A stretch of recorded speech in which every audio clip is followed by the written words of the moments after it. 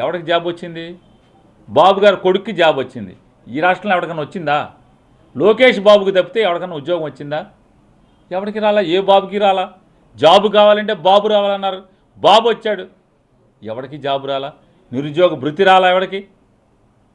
ఈ రకమైనటువంటి దగా మాటలు, దగా. ఇవాళ ఇన్ని తప్పుడు హామీలు ఇస్తూ ఈ దొంగ మేనిఫెస్టోకి మోడీ గారు నా మద్దతు లేదన్నాడు. ఇవాళ ఈ సూపర్ 6కి పవన్ కళ్యాణ్ గారు కూడా ఆయన మద్దతు లేదన్నాడు. మరి లేదుగా, ఫోటో లేదుగా. దీంట్లోంచి 4,000 రూపాయలు పెన్షన్ మాయమైపోయింది. రోజు రోజుకి అంటే వార్తను ఏం చేస్తాం? ఆంధ్రజ్యోతి ఆయన ఉన్నాడు, నాని ఇక్కడ ఏదో మర్డర్ చేసేసాడని రాస్తాడు. రెండో రోజు దాన్ని తగ్గించాలనుకుంటే 3వ పేజీలో వేస్తాడు, 3వ పేజీలోంచి 6వ పేజీలో వేస్తాడు. అంటే వార్తని టోన్ డౌన్ చేయటం, అంటే హామీని కూడా టోన్ డౌన్ చేయటేసండి. తప్పుడు అలవాట్లు, తప్పుడు ఆలోచనలతో చంద్రబాబు నాయుడు బయలుదేరిపోయాడు. అంటే మోడీ, పవన్ కళ్యాణ్ వీళ్ళందరూ ఆటలు అరటిపండ్లు, అధికారం నాదే అనేటువంటి అహంకారం. నేను ఎంత టోళ్ళనైనా, ఎన్ని కోట్ల మందినైనా మోసం చేయగలననేటువంటి, అంటే ఎంత దగా చూడండి ఒకసారి. మెల్లగా వెనక పేజీలోకి, మేనిఫెస్టోలోకి వచ్చేప్పటికి వెనక పేజీలోకి వెళ్ళిపోయింది 4,000 రూపాయల పెన్షన్. మళ్ళీ ఇవాళ అసలు పెన్షన్ 4,000 సూపర్ 6 వంచి 4,000 పెన్షనే లేకుండా చేశారు. కాబట్టి తస్మాత్ జాగ్రత్త. ఈ దగాకోరు చంద్రబాబు నాయుడు, ఈ నక్కజిత్తుల చంద్రబాబు నాయుడు ఏ రకంగా జనసేన వాళ్ళని కూడా చూసుకోండి ఒకసారి. ఈ అడ్వర్టైజ్మెంట్ మేమందరం ఒకటే అన్నాడు, పవన్ కళ్యాణ్ అన్నాడు, నేను పవన్ కళ్యాణ్ కవలపిల్లం అన్నాడు.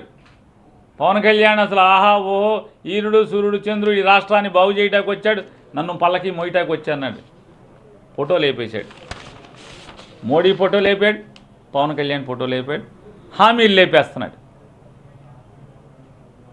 అంటే ఆంధ్ర రాష్ట్ర ప్రజలారా తస్మాత్ జాగ్రత్త. జగన్ అంటే ఒక నడిచే నమ్మకం, చంద్రబాబు అంటే ఒక ముసలి అపనమ్మకం. ఒక్కసారి ఆలోచన చేసుకుని జాగ్రత్త పడండి. ఈ చంద్రబాబు కన్నా మీరు చాలా తెలివిగలవారనేది నా నమ్మకం. ఖచ్చితంగా ఈ దగాకోరు చంద్రబాబుని శాశ్వతంగా రాజకీయాల నుంచి విరమించేలాగా, కొడుకు కోసం ఈ మోసపు వాగ్దానాలతో, మోసపు మాటలతో పిల్లి మొగ్గలేస్తున్నటువంటి చంద్రబాబుని శాస్తి చేయమని చెప్పని ఖచ్చితంగా మే 13వ తారీఖున ఆంధ్ర రాష్ట్ర ప్రజలందరూ కూడా 5 కోట్ల ఆంధ్ర రాష్ట్ర ప్రజలు తెడ్డు కాల్చి వాత పెట్టి తగిన బుద్ధి చెప్పి పంపిస్తారు చంద్రబాబు నాయుడు అని చెప్పనేది నా బలమైన నమ్మకం. సార్, ఈ పెన్షన్ విషయంలో చూస్తే ఇంకా అధికారంలోకి రాకుండానంటే 3,000 ఇచ్చేసినట్టు 4,000 లెక్కేసుకోండి, రేపు జూలై తర్వాత మొత్తం 7,000 ఇచ్చేస్తానని చెప్తున్నారు. ఈరోజు చూస్తే పెన్షన్లకి పబ్లిక్ ఎంత ఇబ్బంది పడుతున్నారో వృద్ధులను చూస్తున్న పరిస్థితి. ఇవాళ మొన్నటిదాకా 4,000 ఇస్తాను, మొదటి నెల 7,000 ఇస్తాను, ఇట్లాంటి మాటలతో బొంకు మాటలు మాట్లాడినటువంటి చంద్రబాబు నాయుడు అతను కుయుక్తులు చూస్తే